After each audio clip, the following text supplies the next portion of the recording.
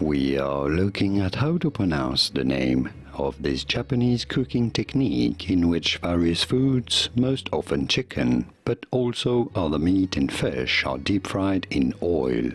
We're going to be looking at how to pronounce more delicious Japanese food names as well, so make sure to stay tuned and consider subscribing. How do you go about pronouncing it? In Japanese, it is said as Karaage Chicken. In English, however, it is normally pronounced as Karaage Chicken. From Japanese, Karaage Chicken. Did you get this? Was this any helpful? Let me know in the comments and by using the like button. Thanks for your support. Here are more videos on how to pronounce more Japanese food names whose pronunciations aren't exactly always obvious. I'll see you there to learn more.